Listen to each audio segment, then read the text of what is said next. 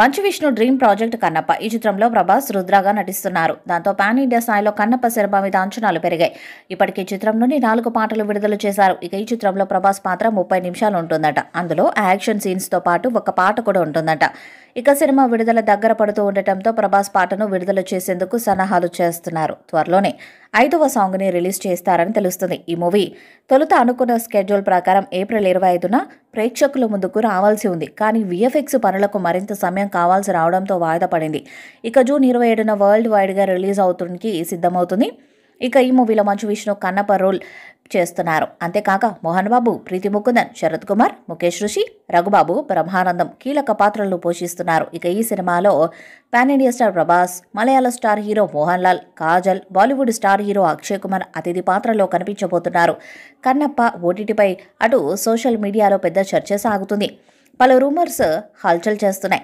వీటన్నిటిపైన తాజాగా ఒక ఇంటర్వ్యూలో క్లారిటీ ఇచ్చారు విష్ణు. కన్నప్ప ఓటీటీ డీల్ కుదిరిందా అని ప్రశ్నించగా ఒక పెద్ద ఓటీటీ సంస్థ వద్దకు వెళ్లారని, అయితే వారు చెప్పిన ఫిగర్ తనకు నచ్చలేదని చెప్పారు. ఓటీటీ డీల్ కోసం ఒక సంస్థ వద్దకు వెళ్లి చాలా పెద్ద నెంబర్ అడిగాను.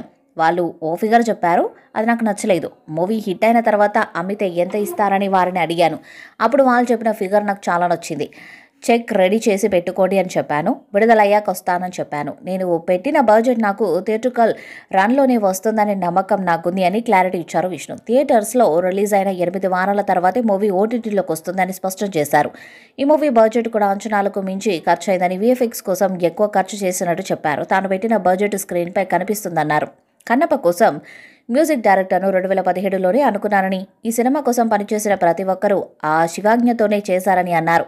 ఈ సినిమాలో నటించాల్సిన అవసరం లేకపోయినా కూడా ప్రభాస్ తన తండ్రి మీద ప్రేమ, గౌరవం, అభిమానంతోనే కన్నప్పను చేశాడని, నువ్వు మా నాన్న కోసమే ఈ సినిమా చేశావు తప్పించి నా కోసం ఈ సినిమా చేయలేదని ప్రభాస్ను ఉద్దేశిస్తూ విష్ణు మాట్లాడాడు.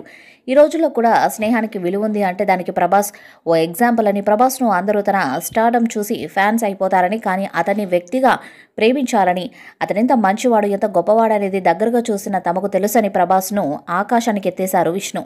100 కోట్లతో ఈ సినిమా తీశారు.